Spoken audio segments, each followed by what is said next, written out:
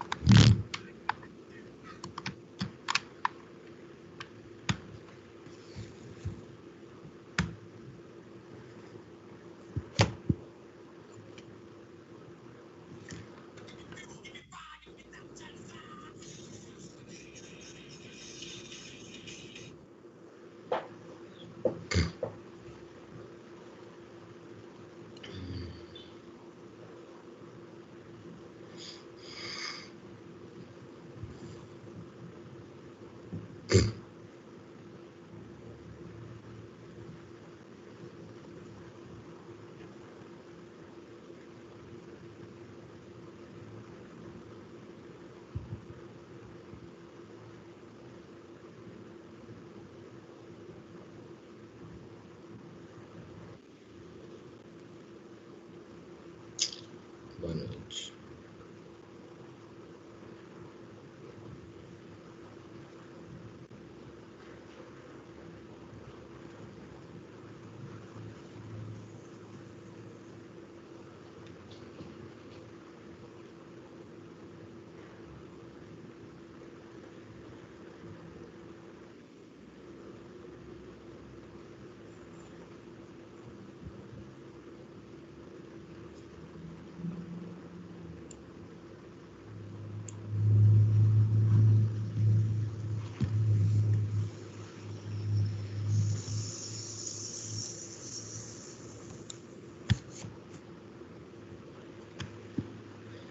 Bom, acho que já dá para começar, né, pessoal?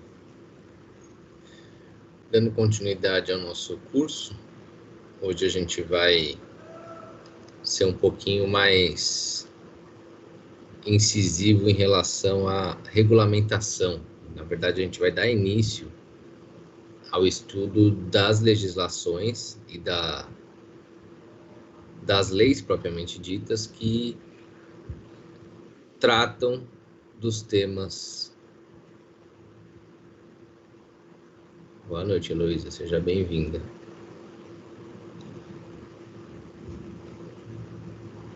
Acredito que você, podendo assistir às aulas, a adaptação, na verdade, vai ser o próprio curso, né? Então, você vai participar das aulas e fazer as atividades, né, de avaliação, tanto o instrumento quanto a prova. Então, fica à vontade para poder se manifestar e seja bem-vinda. Perfeito, sem problema nenhum. Tá?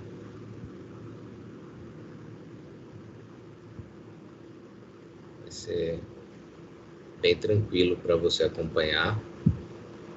A gente teve 2 aulas introdutórias e hoje a gente entra no tema mais específico de regulamentação da internet. Mas antes da gente falar propriamente do Marco Civil da Internet, da Lei 12.965 de 2014, a gente vai contextualizar, trazer para vocês o histórico dessa legislação, como que ela foi construída e pensada e para que ela foi estruturada. Pessoal, quem estiver com o microfone aberto, eu pedi para fechar, para evitar microfonia, tá bom? Obrigado.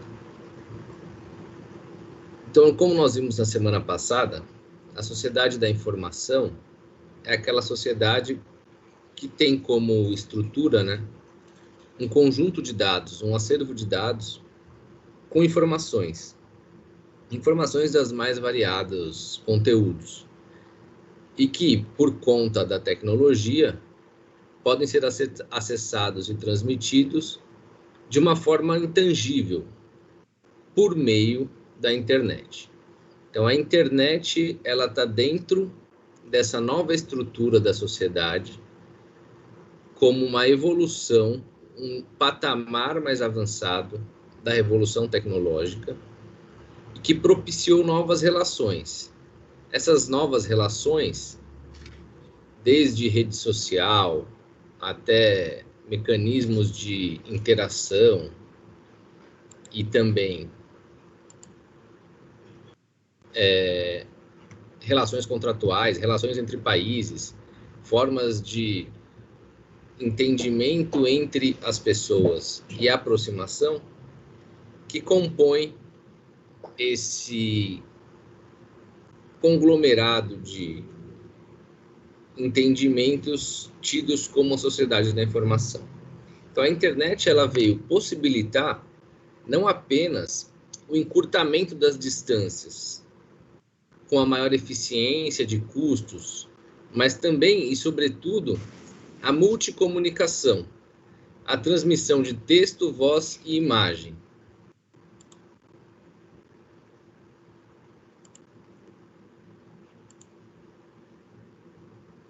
Então, se alguém ainda tiver com o microfone ligado, eu vou pedir o favor de desligar, só para a gente não ter problema com os demais alunos, tá? Que às vezes a minha voz sai no áudio de vocês e captando a minha voz também no computador das pessoas, no fone, pode dar microfonia, e eu que estou com fone de ouvido, com certeza vou ter esse problema. Tá bom? Então, a internet, ela é a mola propulsora dessa revolução, né? Essa multicomunicação, seja uma transmissão de dados por voz, por imagem, por texto, por som. E a gente viu na semana passada que essa revolução, a internet comercial que nós temos hoje, ela tem a sua origem naquele sistema de interligação que foi desenvolvido no ápice da Guerra Fria e foi pensado exclusivamente para fins militares, que foi denominado de ARPANET, que era basicamente um sistema de interligação dessas redes de computadores militares, né, computadores das bases norte-americanas, que de forma descentralizada permitia que, em caso de algum ataque, de algum incidente, de alguma destruição em massa de informações mantidas naquela base militar em específico, essas informações lá existentes, elas não se perderiam. Por que elas não se perderiam? Por conta desse sistema que, à época chamado ARPANET, permitia que outras bases, outras centrais também teriam acesso a essas informações. E, posteriormente, esse sistema passou a ser chamado e passou a ser utilizado em grande escala para fins civis, né? Então, no primeiro momento, pelas universidades, como uma forma de viabilizar um acesso mais volumoso, um acesso mais facilitado entre professores e alunos para divulgação e troca e propagação de conhecimento acadêmico científico, E a partir daí, você tem um embrião do que hoje é a nossa internet comercial. Porque esse ambiente menos controlado, em comparação àqueles ambientes das bases militares, possibilitou o desenvolvimento da internet. E esse desenvolvimento atinge os níveis e os moldes de conhecimento atual. Então, o grande marco dessa tecnologia, que se deu em 1987, foi a possibilidade de utilização para fins comerciais dessa rede mundial de computadores interligadas, que é a internet. Então, tecnicamente, a internet, né, a rede mundial de computadores, consiste na interligação de milhares de dispositivos do mundo inteiro, que são interconectados mediante protocolos, IPs, a abreviação de Internet Protocol. Então, o IP da máquina é o seu canal de entrada, a sua porta de entrada na rede mundial de computadores.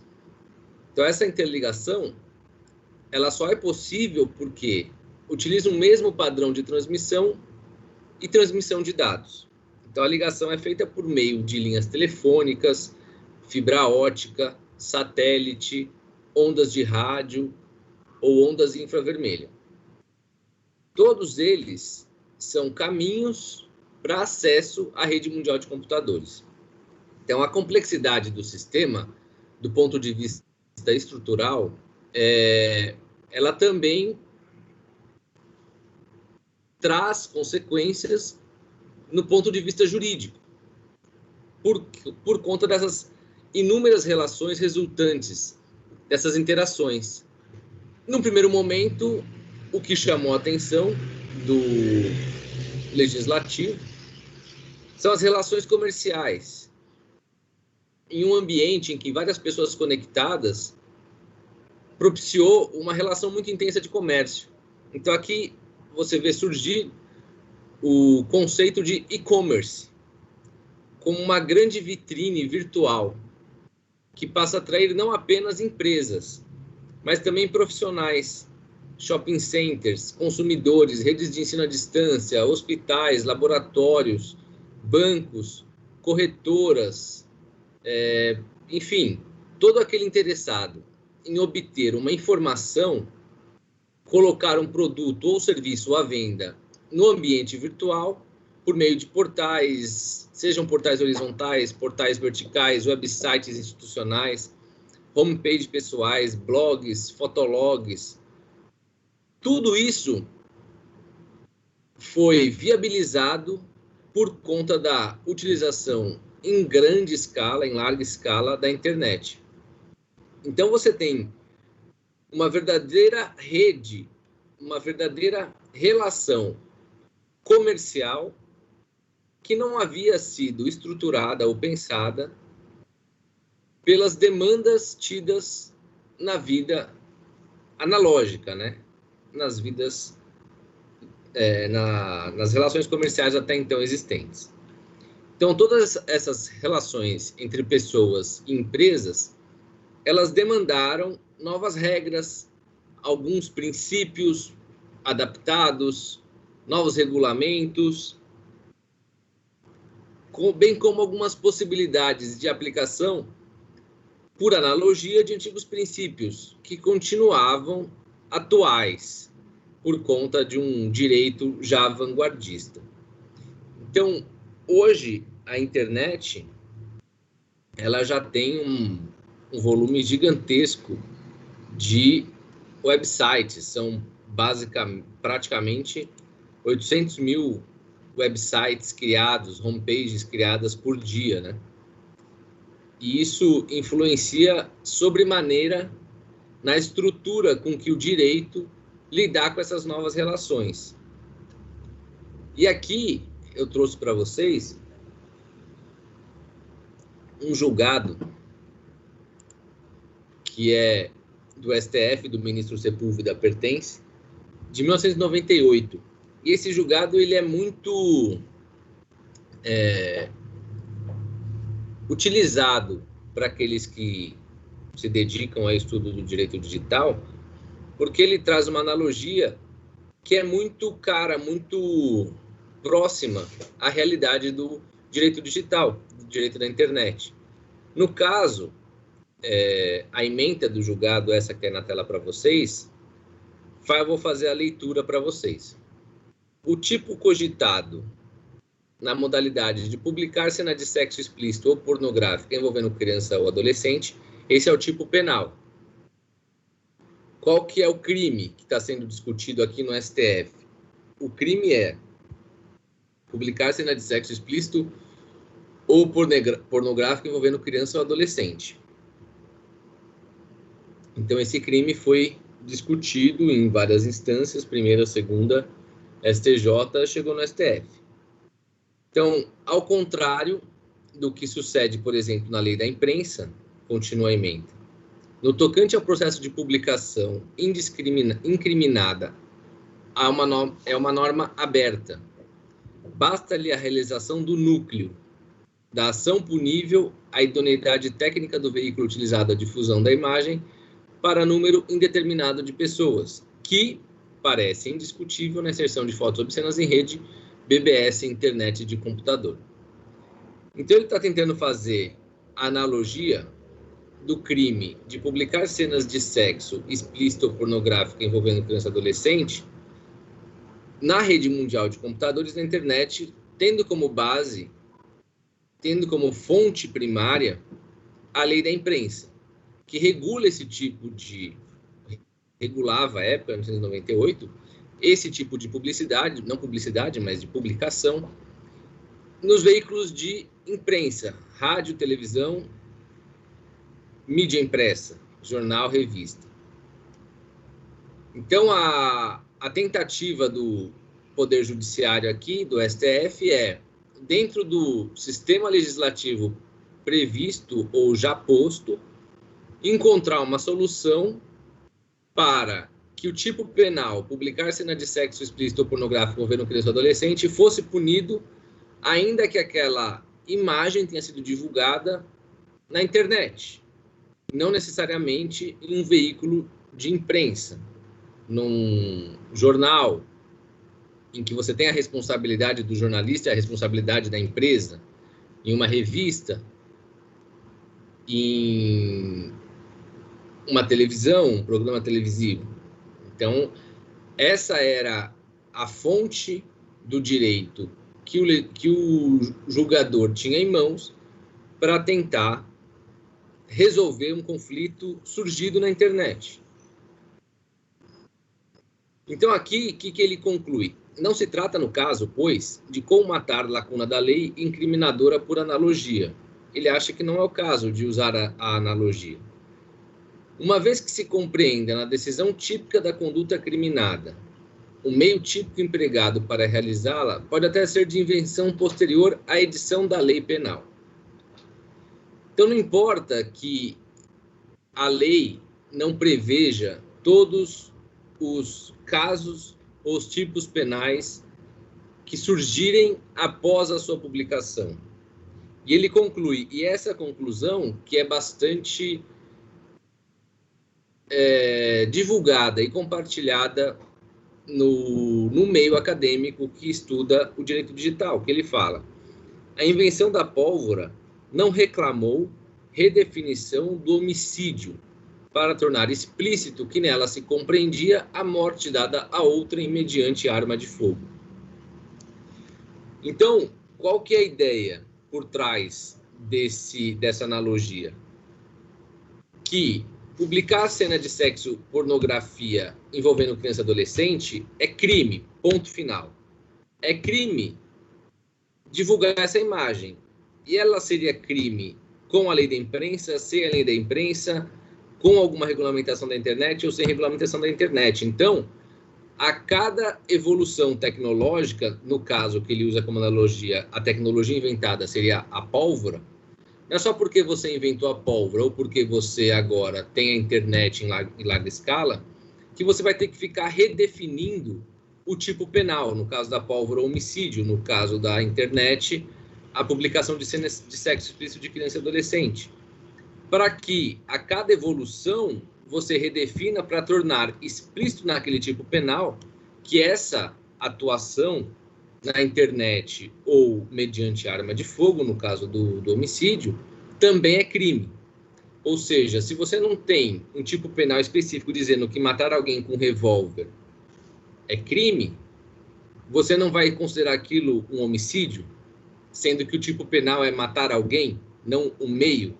Na internet é a mesma coisa. A discussão no início era se havia uma necessidade de uma regulamentação, havia necessidade de ter uma legislação que fizesse, às vezes, de uma constituição ou às vezes de um código de conduta para o ambiente virtual, como se aquilo fosse uma utilização paralela à sociedade, como não fosse a vida real, o mundo virtual. E aqui, por esse julgado, e é o entendimento que conduz aí os estudiosos e os pensadores sobre essa relação da sociedade da informação, é que não há necessidade de, a cada evolução tecnológica, editar uma lei para abraçar aquela nova realidade. Mas as relações se avolumaram de um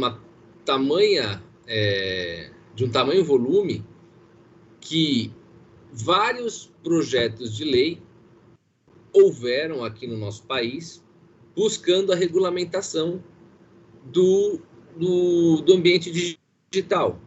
O primeiro projeto de lei é o projeto de lei 84, de 1999. Essa é a primeira iniciativa de regulamentação da internet. E ele foi muito criticado.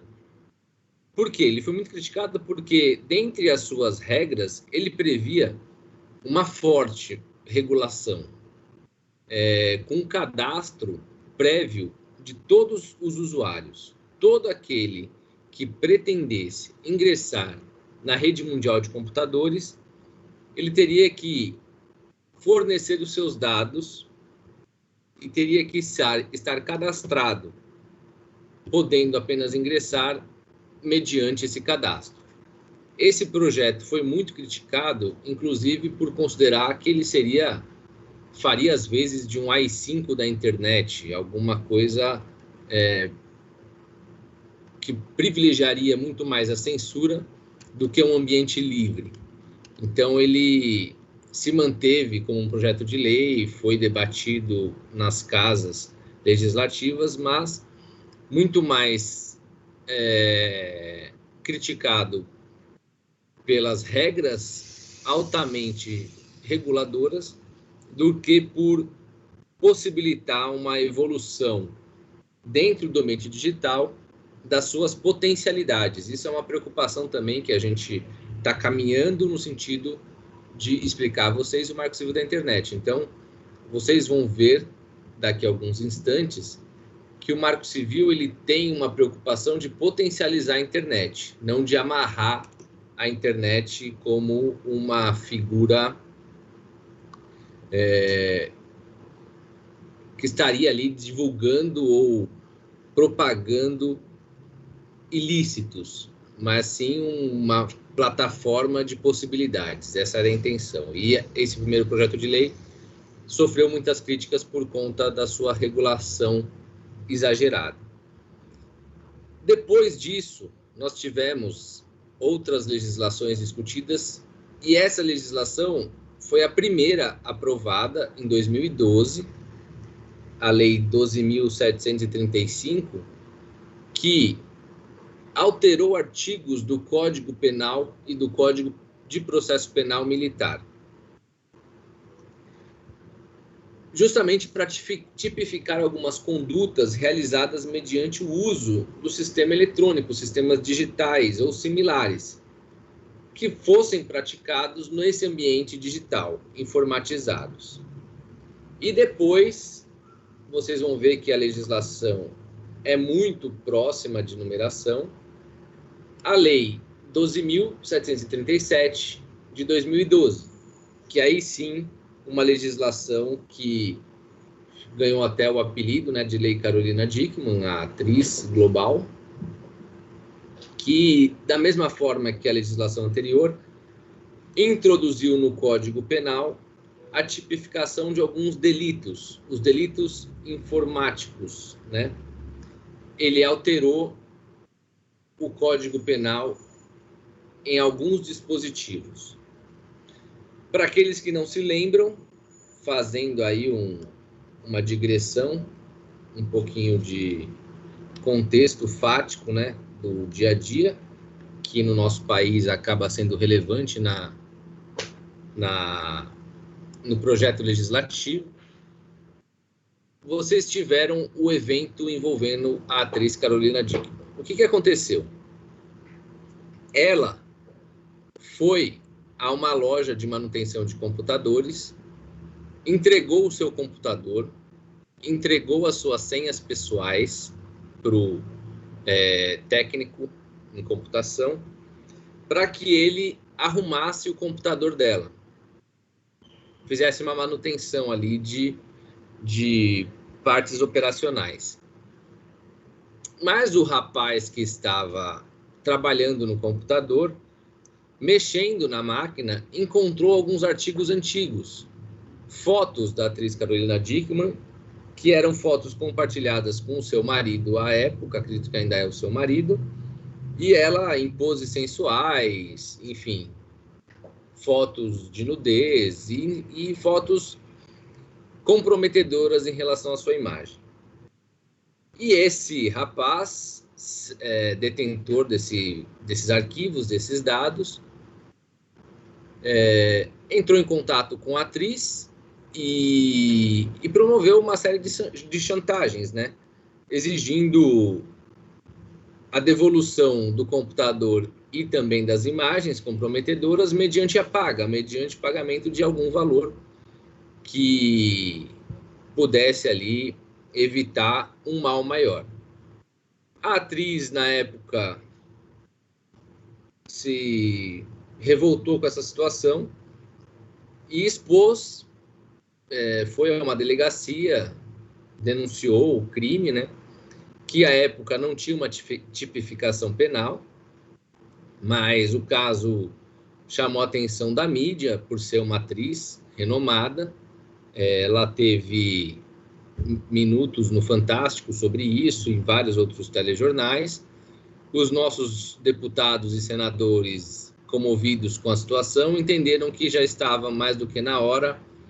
Tanto eram os debates nas câmaras, no Congresso, sobre a regulamentação da internet, que essa situação fática da atriz Carolina Dickmann era um momento ideal para que eles se posicionassem e apresentassem alguma regulamentação sobre a internet. Então, a Lei Carolina Dickmann, ela introduziu o artigo 154A no Código Penal. Então, qual que é a redação do artigo 154A?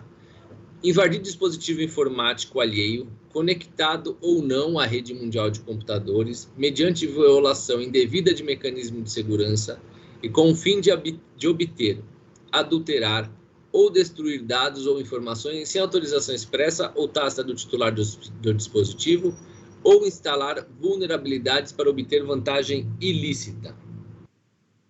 Esse é o tipo penal.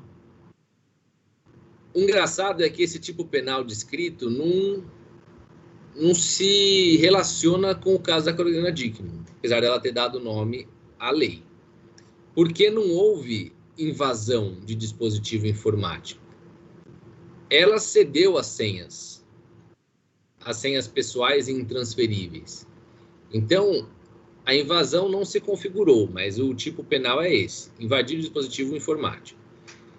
Agora, se dessa invasão, no parágrafo 3º, resultar a obtenção de conteúdo de comunicações eletrônicas privadas, segredos comerciais ou industriais, informações sigilosas, assim definidas em lei, ou o controle remoto não autorizado do dispositivo invadido, você vai ter um acréscimo da pena. Ou na hipótese do parágrafo 4º, que faz a seguinte ressalva: Na hipótese do parágrafo 3º, aumenta-se a pena de 1 a 2 terços se houver divulgação, comercialização ou transmissão a terceiros a qualquer título dos dados ou informações obtidas. Então, virou crime,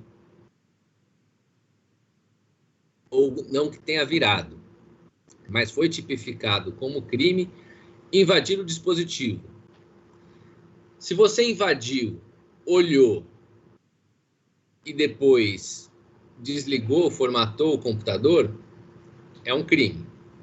Se dessa invasão você obter algum conteúdo, ou seja, você invade e pega algum conteúdo desse dispositivo eletrônico, é um outro tipo penal, invadir e obter essas informações.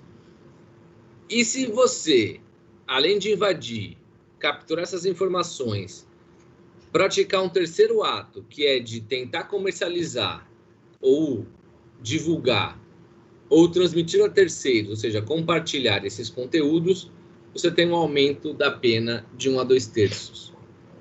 Então, você tem a tipificação num quadro que não é estanque, ele pode se desenvolver, desde a invasão até a captura, finalizando com a própria divulgação. São tipos penais. Vocês vão se lembrar que nós conversamos no nosso primeiro encontro que esse curso aqui, esse semestre, a gente não vai fugir quando, por exemplo, como nesse caso, tiver que falar sobre algum artigo do Código Penal. É relevante. A primeira legislação que teve repercussão nacional, envolvendo as questões atinentes ao ambiente digital. Mas aqui a gente não tem como temática o foco nos crimes eletrônicos. Muito provavelmente, tenho certeza que terão, como essa lei, Carolina Dickmann, criou esse tipo penal no artigo 154A do Código Penal. Quando vocês, no estudo do direito penal, ingressarem nessa parte da matéria, vocês terão, com muito mais competência e em riqueza de detalhes, as consequências criminais, pensando como advogado de defesa ou de acusação no promotor, para destrinchar esse dispositivo.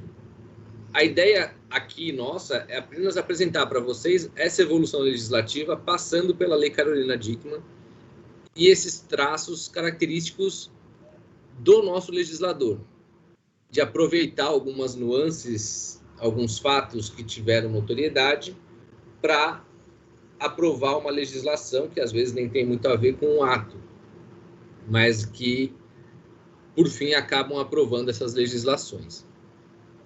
Então, a ideia aqui era passar para vocês, olha, existe regulamentação da internet desde 2012, Lei Carolina Dickmann. O que fala a Lei Carolina Dickmann? Ela altera dispositivos do Código Penal. O dispositivo é esse. E aí a gente retoma a questão do histórico do Marco Civil. Então, vários dispositivos, vários projetos de lei foram apresentados. Você teve o Ministério da Justiça, a Secretaria de Assuntos Legislativos, que eram contra uma lei penal entrar em vigor antes de um marco civil. Você tem a sociedade civil falando que os projetos de lei em estudo sobre marco civil se aproximavam do AI-5 digital. Aí, em 2009, o então presidente Lula, ele vai ao Fórum Internacional de Software Livre, e nessa época, em 2009, ele pediu ao então ministro da Justiça, Tarso Genro, que iniciasse, coordenasse o estudo para a viabilidade de um marco civil da internet. Então, a ideia inicial era que o marco civil da internet fosse lançado ou fosse disponibilizado para a sociedade antes de qualquer tipo penal. Mas os estudos e os debates foram muito longos e, de uma certa forma, até produtivos, porque se debateu muito a legislação. Desde 2009, você tinha diversos eventos e comissões discutindo uma parte técnica, outra uma parte mais processual. E aí você viu que o Ministério da Cultura disponibilizou um site específico para aqueles que tivessem propostas ou quisessem debater as propostas ali existentes sobre o marco civil da internet. Tudo isso no final da década de 10 dos anos 2000. Em 2011, o projeto ele foi enviado ao Congresso, o projeto do Marco Civil. Nós acabamos de ver que em 2012 a Lei Carolina Dickmann entrou em vigor, né, porque a internet não conseguiu esperar o processo legislativo se maturar. Ela caminhou, e como caminha hoje, muito mais rápida do que qualquer processo legislativo. Em 2014, só que houve uma aprovação desses projetos, né? Alguma coisa foi mais alinhavada. Em 2014, você tem a redação do Marco Civil pronta para ser votada e sancionada dentro do Congresso Nacional. Mas antes disso, vocês precisariam ter como compreensão o motivo desses inúmeros anos de discussão. Pela dificuldade que é, e que à época era ainda maior, de você se propor a regulamentar um ambiente que, por natureza, é livre, que é a internet. Então, dentro de várias correntes que despontaram na tentativa de imprimir uma regulamentação mínima, 3 acabaram se destacando, que eram a corrente de regulação da arquitetura da rede, a segunda corrente, uma corrente legalista, e uma terceira corrente minimalista. A corrente de regulação da internet, conhecida como arquitetura da rede, ela tinha uma visão um pouco mais liberal. Segundo esses pensadores, né, essa corrente ela não entendia como razoável uma regulamentação da internet.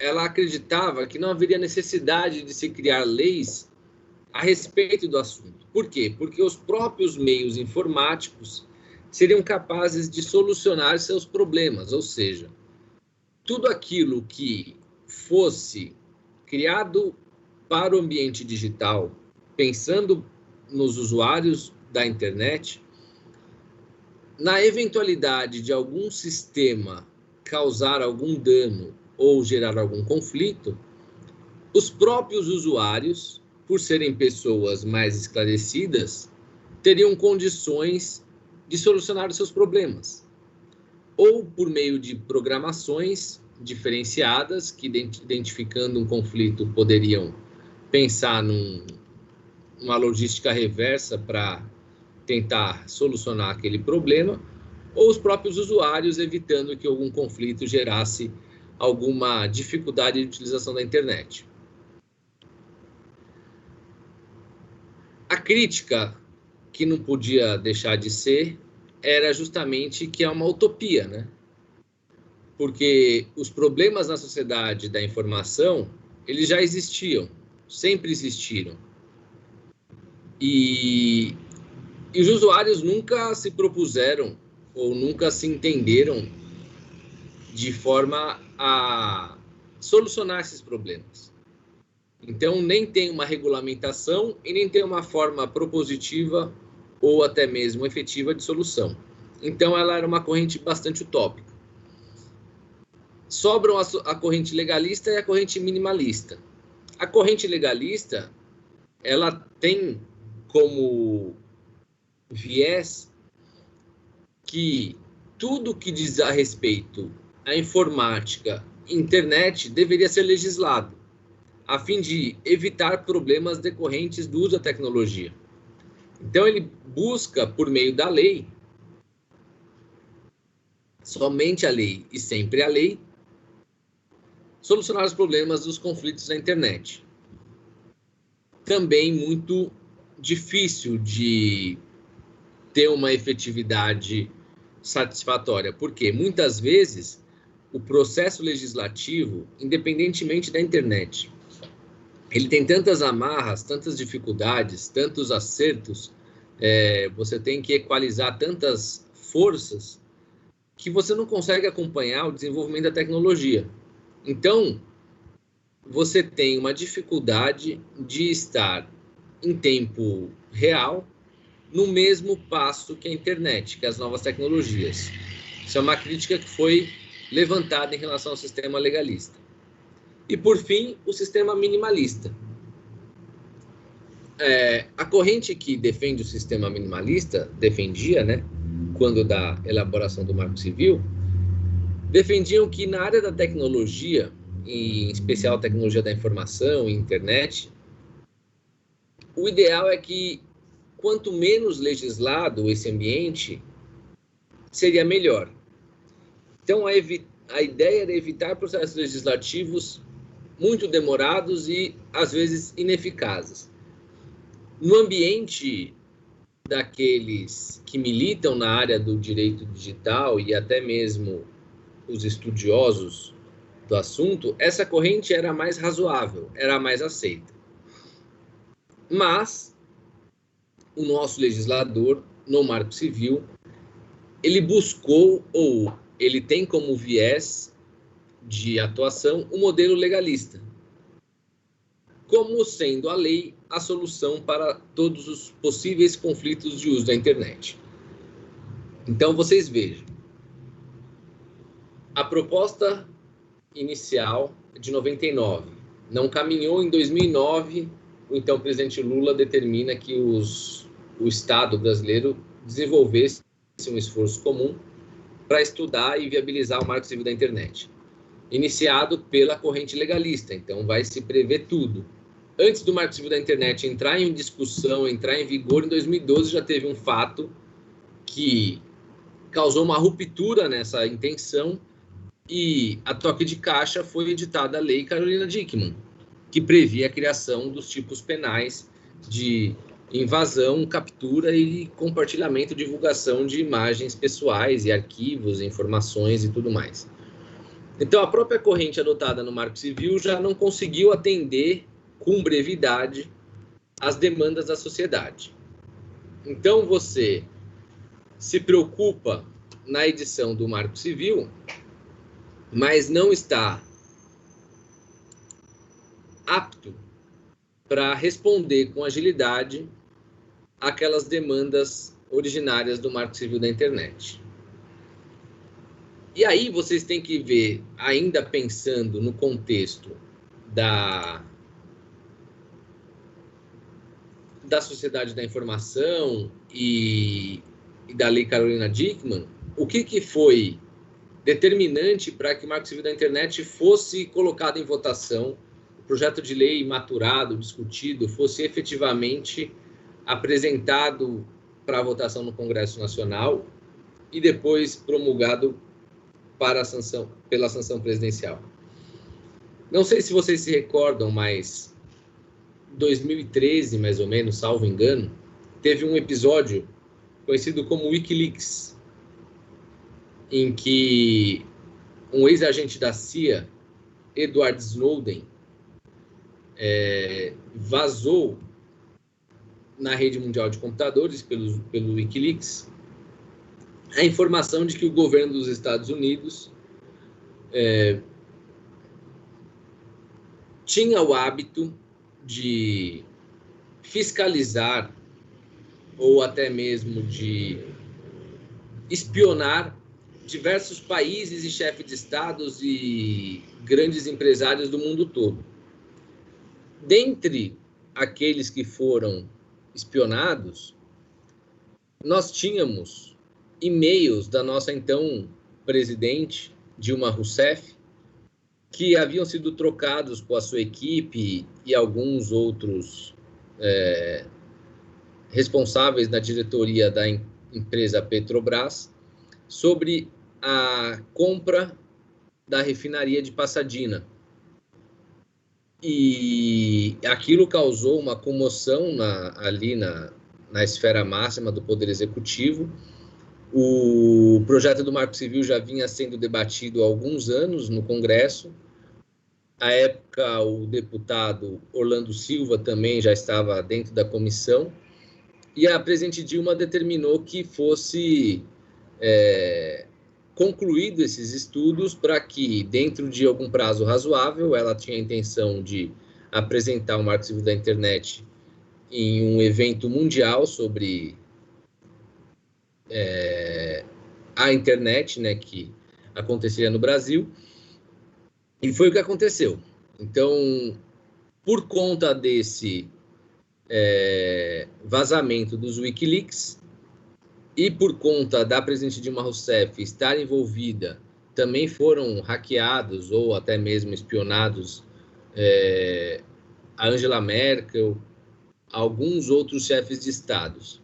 E isso causou, aqui no nosso país, a promulgação do Marco Civil da Internet. Então, esse histórico todo foi para mostrar para vocês, desde o início, quando a gente fala da ARPANET, até hoje em dia, isso é 1970 até 2020, são 50 anos.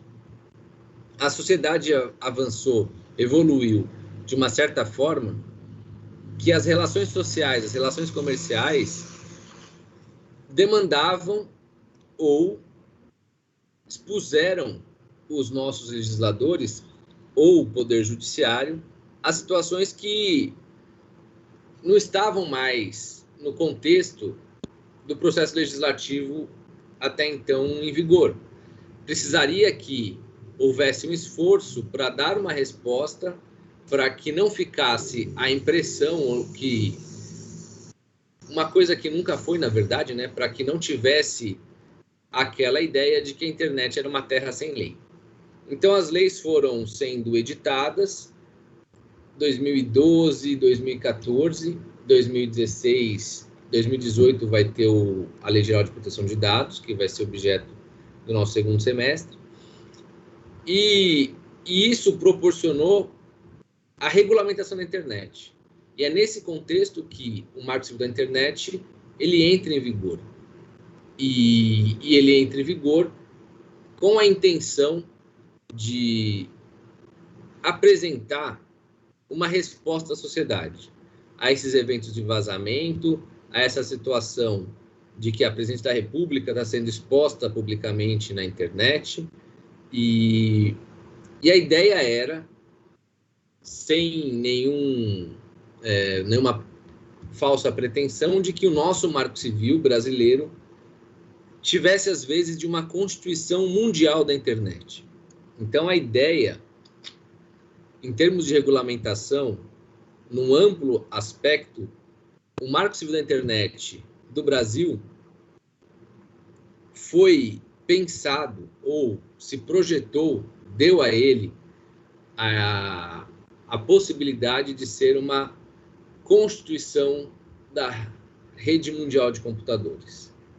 A gente vai ver se essa pretensão foi atendida, se você alcançou esse objetivo, ou se não passou de uma viagem aí dos legisladores que, numa mania de grandeza, acharam que teriam esse poder, né? Então, a ARPANET, internet de origem norte-americana, das bases militares para as faculdades norte-americanas, para depois para a comercialização civil, que depois tomou o mundo, e aqui no Brasil se pensou em regulamentar tudo isso de forma a pacificar os conflitos sociais havidos na internet. Então, vocês vão ver no Marco Civil que ele tem alguns pilares que, desde o início até o final do texto legislativo, eles vão estar presentes, que é a liberdade de expressão, a privacidade e proteção de dados e a neutralidade da rede. Então, sempre que você falar em regulamentação da internet por conta do Marco Civil, vocês vão ter que ter em mente que o Marco Civil busca a liberdade de expressão, evita a qualquer custo a censura. Um outro ponto principal do Marco Civil, a privacidade e proteção de dados pessoais. A gente teve uma lei de 2018, a Lei Geral de Proteção de Dados, que é inspirada na GDPR europeia, que fala só sobre dados pessoais, o que são dados pessoais sensíveis, como tratar dados pessoais. Mas o engano que as pessoas costumam ter é achar que dados pessoais é uma matéria exclusiva da Lei Geral de Proteção de Dados. Não, o Marco Civil já falava de proteção de dados. O Código de Defesa do Consumidor de 1990 já falava sobre proteção de dados. Mas em 1990, a realidade era outra. A realidade da internet não era a realidade de hoje. Em uma década, as situações se avolumaram, mas o Código de Defesa do Consumidor já falava em proteção de dados. E o Marco Civil da Internet, em 2014, também falou em proteção de dados. E também falou que isso seria regulamentado por uma legislação específica, que é a LGPD. Então, quando você fala em privacidade e proteção de dados, vocês também pensem no Marco Civil da Internet. E neutralidade da rede. A rede tem que ser neutra. A gente vai falar mais sobre isso. Mas, basicamente, dentro da nossa república, o acesso à internet é livre. Se você ingressou na rede mundial de computadores, seja por sinal de rádio, cabo, fibra ótica, infravermelho, o que for, satélite, você está na rede mundial de computadores, o ambiente é neutro. Você pode acessar aquilo que você quiser e ter a mesma velocidade, o mesmo acesso a todo tipo de conteúdo. Não haverá nenhum tipo de limitação de acesso a conteúdo. Ainda, a legislação vai buscar a identificação de alguns preceitos e princípios básicos. Vocês se lembram quando eu falei que o Marco Civil da Internet, ele se propôs a ser alçado à condição de Constituição da internet, fazendo às vezes uma Constituição Federal, uma Constituição da República? Então, o estudo do Marco Civil, ele tem que ter isso em mente. É uma legislação muito principiológica, ela é muito didática, ela se propõe a apresentar os fundamentos, os princípios da internet. Ela se propõe a definir alguns conceitos, identificar alguns operadores. É uma legislação didática principiológica, para ter uma estrutura de onde se partir, quando se falar em rede mundial de computadores, em regulamentação da internet. Então, vocês vão ter os fundamentos e os princípios no Marco Civil. A defesa da liberdade de expressão, mais uma vez. Preservação dos direitos da imagem, da honra e privacidade sempre presente. A questão da responsabilidade civil no ambiente digital. Aí, sobre responsabilidade civil, a gente vai ter uma aula um pouquinho mais detalhada. Mas vocês vão ter a noção de como o processo legislativo ele causou uma ruptura, como o Marco Civil causou uma ruptura no que vinha sendo entendido de forma pacífica nos nossos tribunais sobre a responsabilidade civil.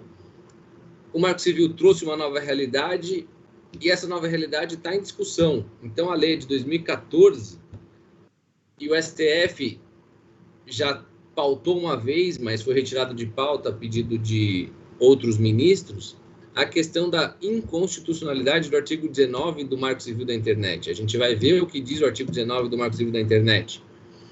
Mas ele mudou a lógica do jogo, do que vinha acontecendo em termos de responsabilidade civil. Então, a gente vai ver o que são essas terminologias, o que são provedores de acesso, o que são provedores de conexão, provedores de internet.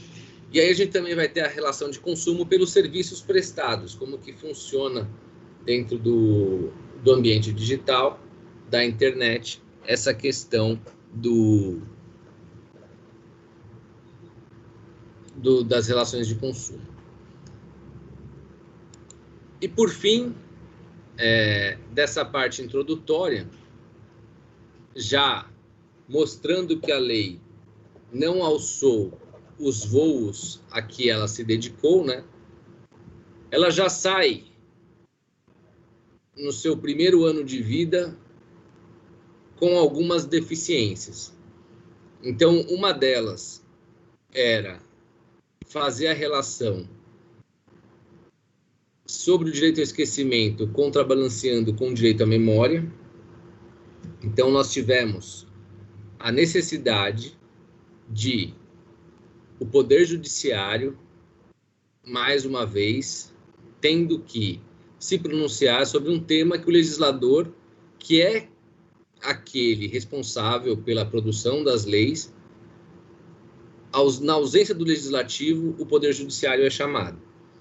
Então, você vê, o Poder Judiciário julgou, para aqueles que estão mais atentos às questões do direito digital, coisa de 2 semanas antes do Carnaval, esse tema foi pauta do STF. O direito ao esquecimento em contraponto à liberdade de expressão, à não censura. Então, o Marco Civil, na época em que ele foi editado, era consenso entre os estudiosos da doutrina que ele tinha espaço para falar sobre o direito ao esquecimento e fazer esse devido contrabalanceamento com o direito à memória, se ele era realmente um mecanismo de censura. E em sendo um mecanismo de censura, como que ele deveria ser introduzido no nosso ordenamento? O legislador não previu, não falou nada, então o judiciário foi lá e simplesmente, por hora, tolhiu o Instituto do Direito ao Esquecimento do nosso ordenamento. Ele considerou incompatível com a Constituição Federal, o direito ao esquecimento. Naquele caso concreto, não se esqueçam que o caso concreto em discussão era sobre uma divulgação de um crime que aconteceu, salvo engano, na década de 60, década de 70, que foi reprisado naquele programa Aqui Agora, e a família se sentiu ofendida e pediu para que fosse tirado do ar, enfim, uma discussão que se arrastou por décadas sobre o direito ao esquecimento. Então, foi vencido o direito ao esquecimento, o STF entendeu que ele é uma ferramenta de censura e a nossa Constituição é incompatível com mecanismos de censura. Ainda faltou ao Marco Civil trazer mecanismos que dispensassem o caminho judicial via soluções de conflito extrajudiciais, para que se evitasse uma, vamos dizer assim, estabilidade da lesão. A internet é muito rápida. A internet, você, às vezes, sem saber, está sendo alvo de alguma ofensa, e às vezes essa ofensa pode vir a viralizar, e aí não há medida judicial que apague isso da rede mundial de computadores. Então, o que você tinha como mundo ideal? Que o Marco Civil trouxesse mecanismos de soluções de conflitos extrajudiciais mais ágeis, mas ele foi na contramão disso. Ele criou ainda mais barreiras para a solução de conflitos no ambiente digital. Então, o Marco Civil, que se propôs a ser uma legislação legalista, não conseguiu se antever à Lei Carolina Dickmann, e quando entrou em vigor, já entrou em vigor sem tratar de alguns temas que eram bastante relevantes para a sociedade à época. Hoje, então, ele está até um pouco mais atrasado, mas ainda assim, por se propor a ser uma Constituição, ou por ter esse viés principiológico na sua estrutura, ele ainda é bastante usual. Tem aquela questão da lei cair ou não na boca do povo, né? Nós somos um país em que a lei pega ou a lei não pega. O Marco Civil ele já teve uma análise bastante aprofundada pelo Poder Judiciário. A discussão hoje mais relevante você tem em relação à territorialidade, à neutralidade da rede e à responsabilidade civil. São todos temas previstos no Marco Civil. Então, o Marco Civil vocês podem considerar que é uma legislação com aplicação bastante relevante. Então, é uma lei que pegou. Mas, ainda assim, ela também pecou em alguns temas. Apresentando a lei de forma estruturada, nós temos 5 capítulos.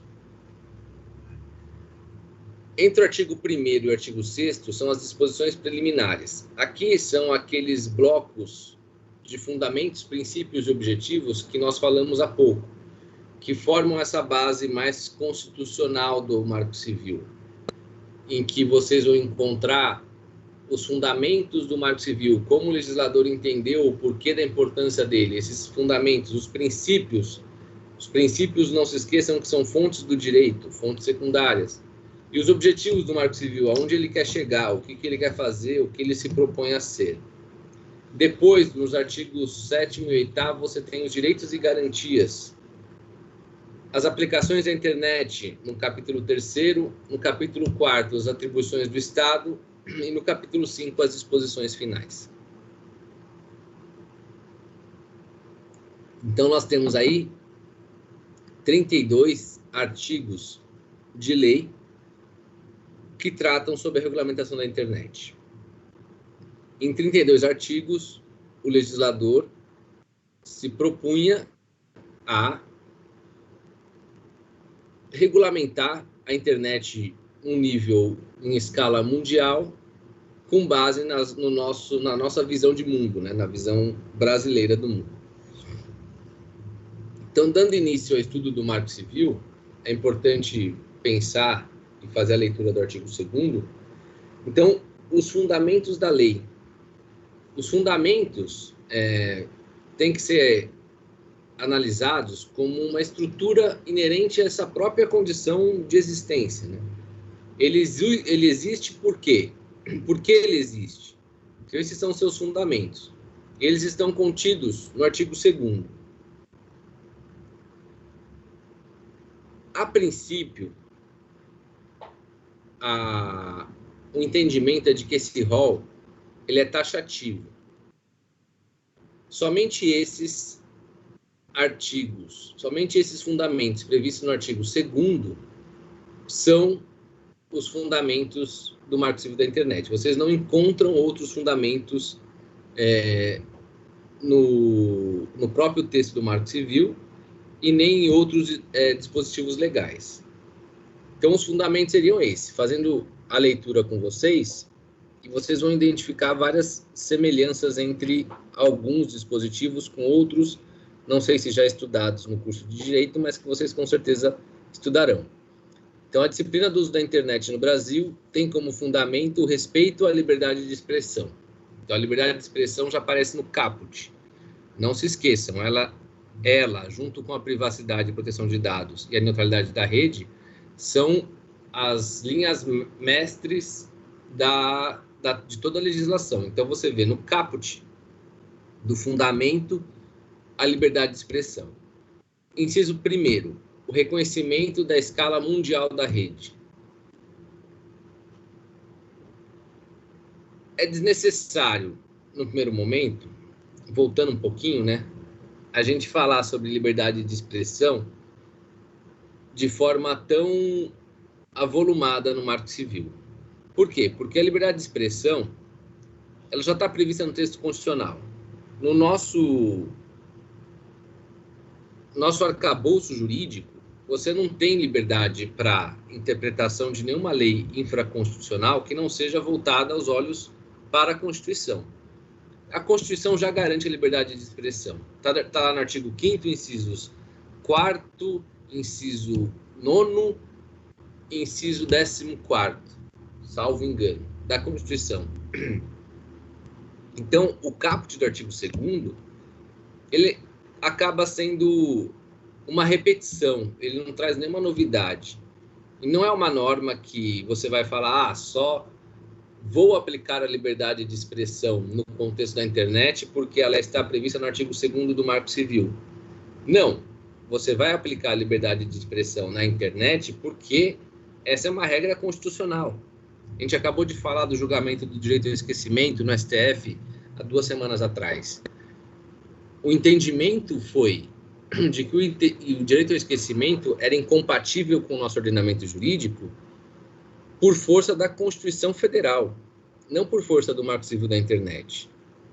A Constituição Federal, que garante a liberdade de expressão e é contra a censura, não foi o artigo 2º do Marco Civil que levou o nosso Supremo a não introduzir no ordenamento o direito ao esquecimento. Foi a Constituição Federal. O artigo 2º, como colocado, ele acaba apenas replicando aquilo que a Constituição já tem como regra, né? Aí você depois, dando continuidade, traz o reconhecimento da internet numa escala mundial de computadores, o que também é redundante, né? Porque a própria internet, em tradução ou como definição, são computadores interligados em escala mundial, né? Então, esse reconhecimento não faz da internet a rede mundial. É apenas uma redundância até certo ponto desnecessária.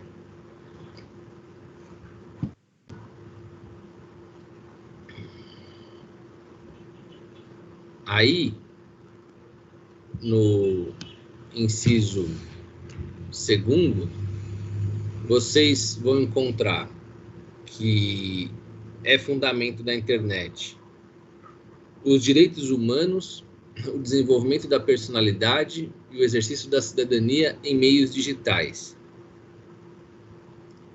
Fica um pouco confuso, mas até certo ponto compreensível que o legislador tenha feito essa propositura. Que a intenção do legislador, ao tratar dos direitos humanos, ele está em consonância com a orientação da ONU, de que, no meio digital, os direitos humanos devem ser protegidos, tal qual no mundo físico. De concreto, você pode destacar a proteção da liberdade de expressão, como uma expressão dos direitos humanos.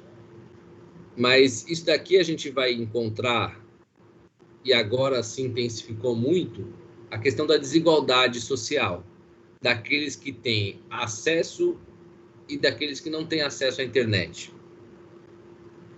No mundo pós-pandemia, isso daqui vai ser um dos grandes temas de debate, porque existe igualdade social em uma sociedade em que você encontra 50% das pessoas sem acesso à internet, quando você estuda e trabalha pela internet.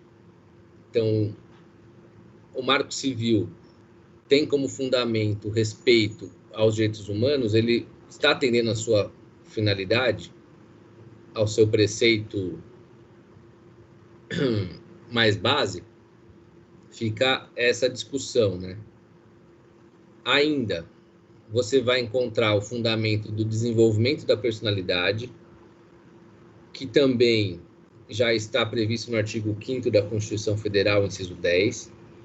Aqui que você garante são os direitos da personalidade, que podem se sobressair na rede de forma mais avolumada no que diz respeito à honra, à imagem e à intimidade. Então, você vê aqui a privacidade sendo protegida, né? Então, você vê que o mais adequado seria que esse fundamento tivesse como um objetivo do Marco Civil. O Marco Civil tem como objetivo proteger o desenvolvimento da personalidade, ou garantir que esse desenvolvimento aconteça com a proteção da honra, da imagem, da intimidade.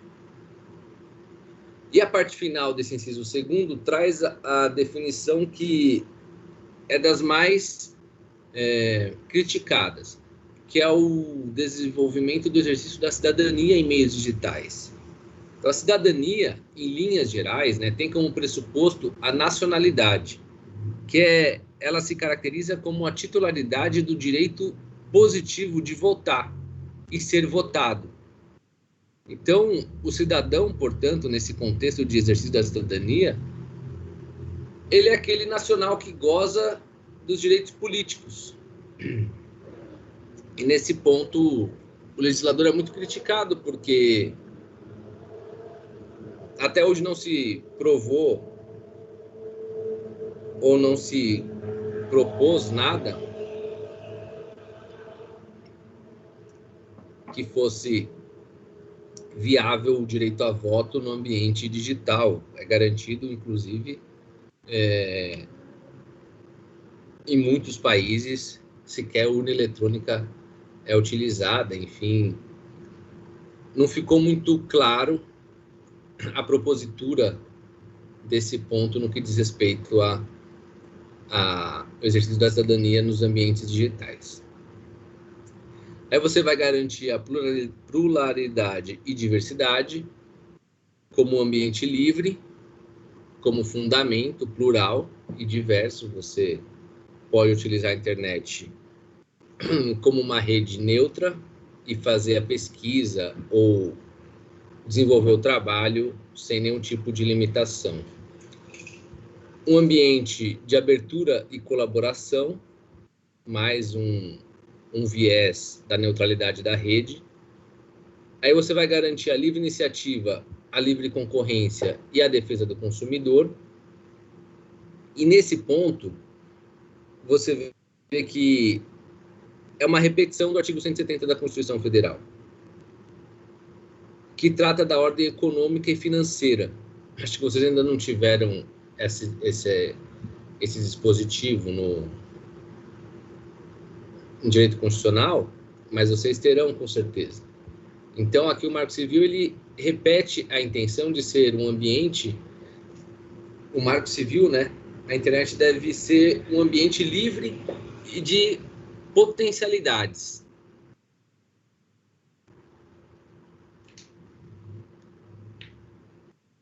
Perfeitamente, é o que a gente falou, Mário. Os direitos humanos, quando no fundamento do Marco Civil, eles visam a igualdade, né? Todos aqueles com acesso.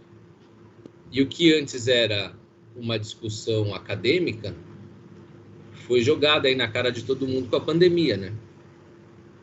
Quem tem acesso tem, inclusive, uma possibilidade educacional muito maior, que você consegue ter aula. Aquele que não tem acesso está fora de um sistema educacional, por exemplo.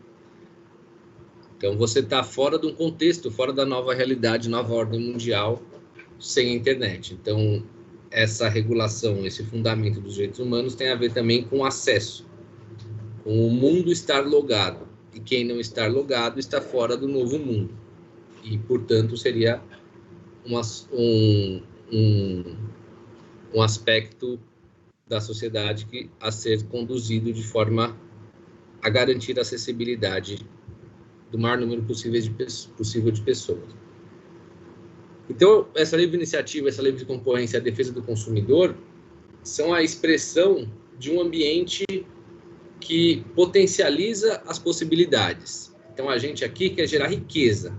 A internet não é um ambiente para você frear possibilidades, cortar o comércio. Não, você tem que incentivar a livre iniciativa, incentivar a livre concorrência e garantir a defesa do consumidor. Consumidor como o viés do hipossuficiente, aquele que não tem condições de se proteger sem uma necessária guarida aí, né? O legislador o coloca como hipossuficiente técnico nas relações. E, por fim, como fundamento, a finalidade social da rede. Então, a internet tem como finalidade social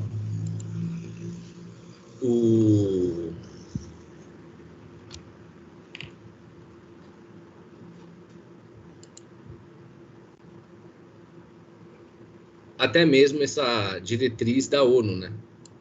Que você tem que garantir aí um acesso. Se você trabalha, se você estuda, se esse é o único mecanismo para divulgação de conhecimento ou é o futuro, aqueles que não estão inseridos nesse contexto, eles estão fora dessa nova realidade. Então, a internet, ela tem esse fim social de introduzir o cidadão nessa nova ordem, de aumentar as possibilidades de socializar, de aglutinar conhecimento e aglutinar em perspectivas. Então, esse é o objetivo, o fundamento do Marco Civil no que diz respeito à finalidade social. Então, ela precisa existir. Já que ela precisa existir, vamos fazer com que ela exista atendendo a esses preceitos, a esses fundamentos. O próximo estudo diz respeito aos princípios. A gente vai começar hoje, mas não vai dar para concluir. Mas eu vou colocar para vocês o artigo 3º aqui e a gente faz uma leitura. Na aula que vem a gente inicia daqui desse ponto. Então, os princípios do Marco Civil da Internet, da mesma forma que os fundamentos, eles trazem algumas regras já previstas em outras legislações. Por exemplo, vamos fazer a leitura. A disciplina do uso da internet no Brasil tem os seguintes princípios: garantia da liberdade de expressão, comunicação e manifestação de pensamento nos termos da Constituição. Se a Constituição já permite, já garante, é redundante o Marco Civil também prever esse tipo de regra. Proteção da privacidade. Está na Constituição e está no Código Civil. O legislador achou importante apresentar também isso no Marco Civil. Proteção dos dados pessoais na forma da lei. Lembra que eu falei que existe uma máxima de que proteção de dados é exclusividade da Lei Geral de Proteção de Dados? Não. O Marco Civil já falou de proteção de dados. E na época do Marco Civil, nem tinha ainda GDPR, existia a Diretiva 65 da União Europeia, mas ainda não era um projeto em avanço, em estudo avançado no país. E ainda assim você vê que o inciso 3º fala como princípio a proteção de dados na forma da lei, e essa lei vai ser a LGPD. Preservação e garantia de neutralidade da rede, isso daqui é muito importante, a gente vai ver o porquê depois, desse acesso ilimitado e irrestrito à rede. Preservação da estabilidade, segurança e funcionalidade da rede por meio de medidas técnicas compatíveis com os padrões internacionais e pelo estímulo do uso de boas práticas. Aqui a gente vai ver depois que a internet ela precisa ser estável e segura e tem que ter certa funcionalidade, que tem a ver com as formas de utilização da internet. Responsabilização dos agentes de acordo com as suas atividades nos termos da lei. Responsabilidade civil, artigo 19, 21 do Marco Civil, provedor de conexão e que está previsto na lei. Preservação da natureza participativa da rede.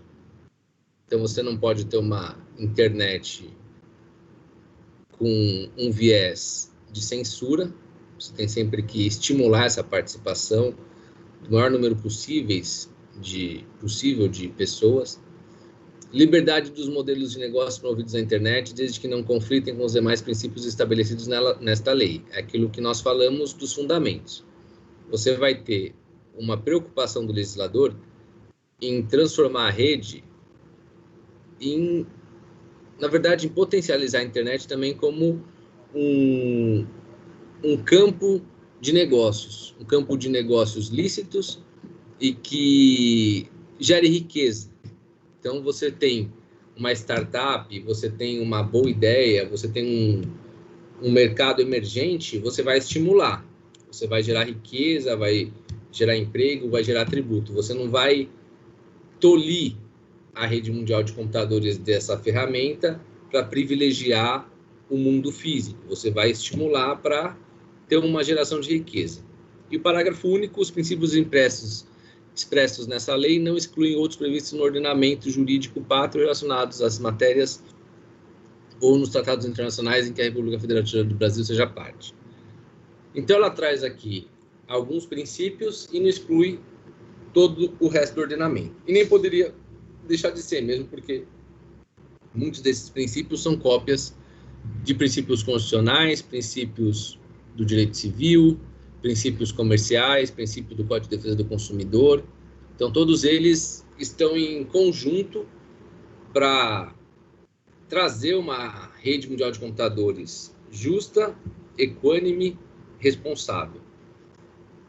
Então, para a gente não caminhar e ter que interromper, eu vou parar por aqui hoje, aí na semana que vem a gente retoma dos princípios e desenvolve o Marco Civil na questão da territorialidade e neutralidade da rede. São temas importantes das definições de provedores e tudo mais. E falar sobre responsabilidade, tá certo? Alguém ficou com alguma dúvida? Eu que agradeço.